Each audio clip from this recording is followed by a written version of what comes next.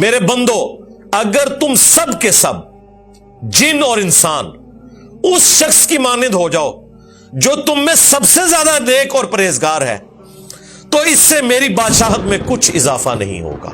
اللہ اکبر. سب کے سب ابو بکر عمر عثمان و علی بن جائیں, اللہ تعالیٰ کہتا ہے میری بادشاہت میں کوئی اضافہ نہیں ہوگا کیونکہ میں تو بے پرواہ ہوں. ابھی تو اس کا کلائمیکس آنا ہے.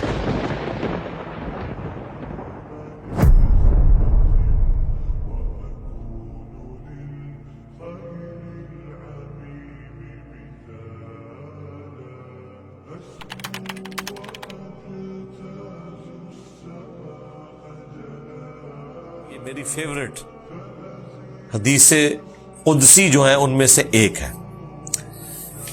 حدیث قدسی اللہ تعالیٰ کا وہ کلام ہے اپنے پیغمبر کے ساتھ جو نبی علیہ السلام نے اپنی مبارک زبان سے بیان کیا, لیکن وہ قرآن کا حصہ نہیں ہے.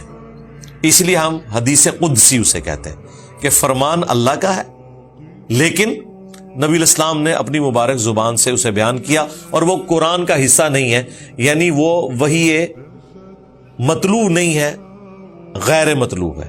اور اس میں عین ممکن ہے کہ جب صحابہ کرام اسے روایت کریں تو بالمفہوم روایت کریں گے.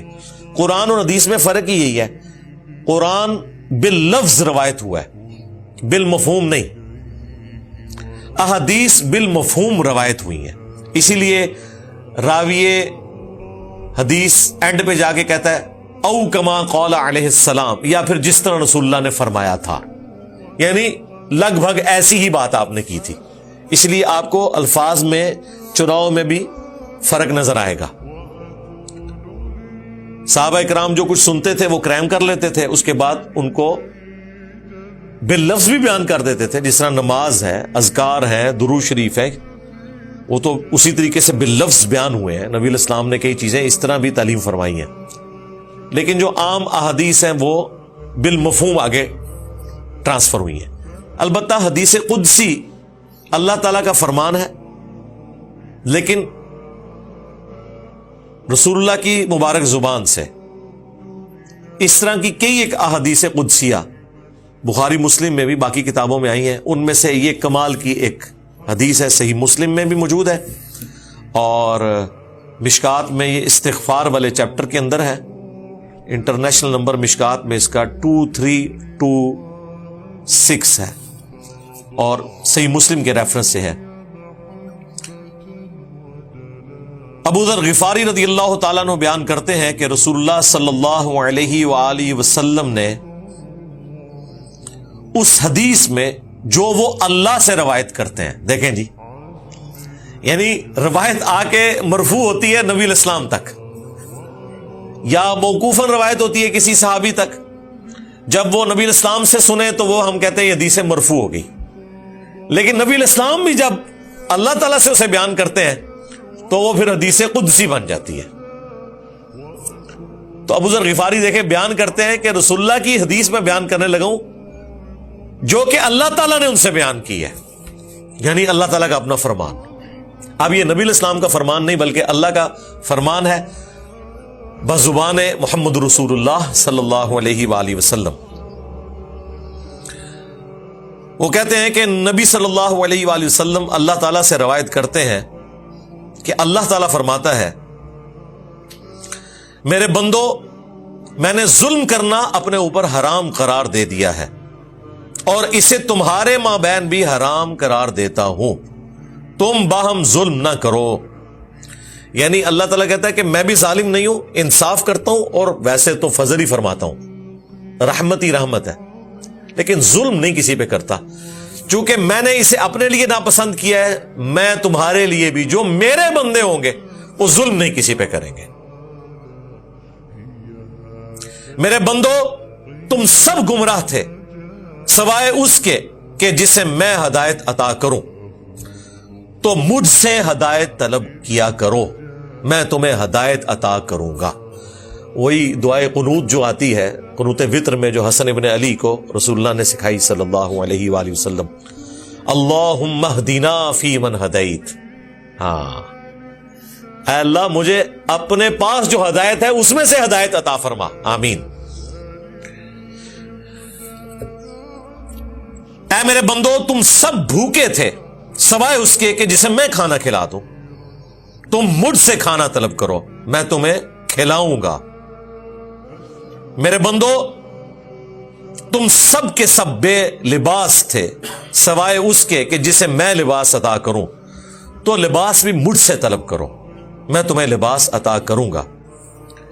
میرے بندو تم دن رات گناہ کرتے رہو میں تمہارے گناہ معاف کرتا رہوں گا. تم مجھ سے مغفرت طلب کرو میں تمہیں بخش دوں گا. میرے بندو اگر تم مجھے نقصان پہنچانا چاہو تو نقصان نہیں پہنچا سکتے, اور اگر تم مجھے کوئی فائدہ پہنچانا چاہو تو کوئی فائدہ نہیں پہنچا سکتے. میرے بندو اگر تم سب کے سب جن اور انسان اس شخص کی مانند ہو جاؤ جو تم میں سب سے زیادہ نیک اور پرہیزگار ہے تو اس سے میری بادشاہت میں کچھ اضافہ نہیں ہوگا. اللہ اکبر. سب کے سب ابو بکر عمر عثمان و علی بن جائیں, اللہ تعالیٰ کہتا ہے میری بادشاہت میں کوئی اضافہ نہیں ہوگا کیونکہ میں تو بے پرواہ ہوں. ابھی تو اس کا کلائمیکس آنا ہے. اے میرے بندو اگر تم سب جن اور انسان اس شخص کی مانند ہو جاؤ جو تم میں سب سے زیادہ گنہگار ہے تو میری بادشاہت میں ذرہ برابر بھی کمی نہیں آئے گی. یہ مجھے حدیث یاد آئی اس بات سے کہ جو موسیٰ علیہ السلام کے ذریعے اللہ تعالیٰ نے کیا کہلوایا کہ اگر تم اور جتنے زمین میں ہیں سب کے سب کفر کی روش اختیار کریں تو اللہ تعالیٰ بے پرواہ ہے. یہاں پہ اللہ تعالیٰ کیا فرما رہا ہے کہ سب کے سب جن اور انسان دونوں کو خطاب ہے. تم سب کے سب بدترین انسان جیسے ہو جاؤ تب بھی میرے مرتبے میں کوئی فرق نہیں ڈال سکتے, کوئی کمی نہیں آئے گی. مطلب کسی کو دماغ میں آ سکتا تھا نا کہ سارے ہی نافرمان ہو گئے ہیں تو اللہ کی پارٹی کا تو بندہ ہی کو نہیں بچا, کوئی الیکشن تو نہیں ہو رہے بھئی سارے نیک ہو جائیں تو اللہ کو ووٹ ڈالیں گے اور سارے نافرمان ہو جائیں تو شیطان کو ووٹ ڈال دیں گے. نہیں بھائی, شیطان بھی اللہ کی مخلوق, ٹھیک ہے, پیغمبر بھی اللہ کی مخلوق, اور اللہ کے نیک بندے بھی اسی کے, اور اللہ کے باغی بھی اسی کے. میرے بندو اگر تم سب کے سب جن اور انسان ایک میدان میں کھڑے ہو کر اکٹھے مجھ سے سوال کرو میں ہر ایک کی مراد پوری کروں گا تو بھی میرے خزانوں میں اتنی کمی بھی نہیں آئے گی جیسا کہ سمندر میں سوئی ڈالنے سے آتی ہے. یعنی سوئی کے ساتھ جو پانی لگتا ہے نا اتنی بھی میرے خزانوں میں کمی نہیں آئے گی. اگر سارے جنوں انس مل کے نا ایک جگہ جمع ہو کے مانگنا شروع کر دے, جو مرضی مانگ لے, میں عطا کرتا چلا جاؤں تو میرے خزانوں میں کمی نہیں آئے گی. کوئی پوری کائنات بھی مانگ لے اللہ سے, اللہ تعالیٰ تو آنے واحد میں اربوں کائناتیں ایسی پیدا فرما سکتا ہے. یہ تو اللہ کی قدرت.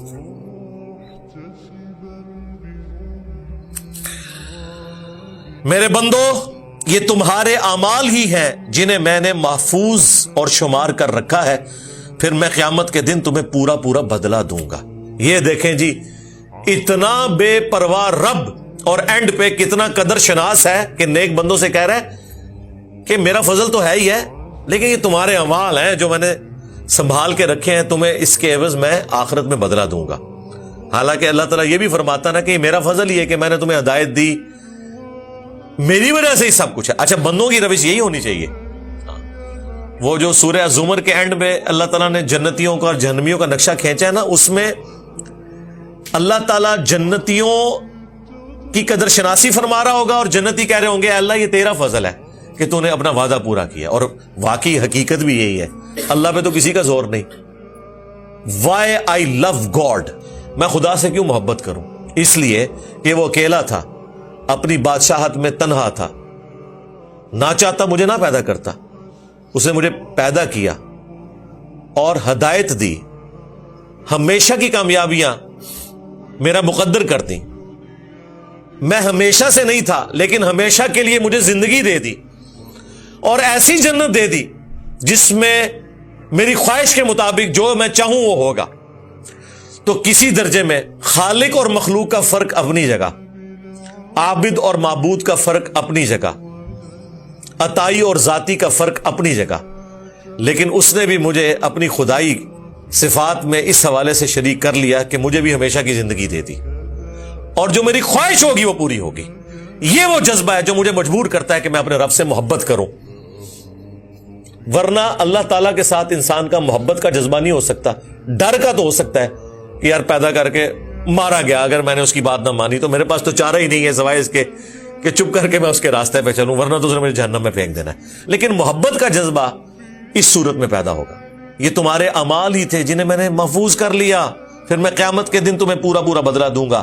جو شخص خیر و بھلائی پائے تو وہ میرا شکر ادا کرے, اور جو شخص اس کے علاوہ کوئی اور چیز پائے تو اپنے آپ کو ہی ملامت کرے.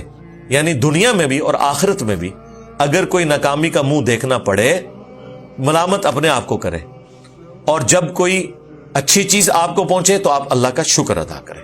لیکن ملامت کی صورت میں بھی آپ نے یہی کہنا ہے, انا للہ و انا الیہ راجعون.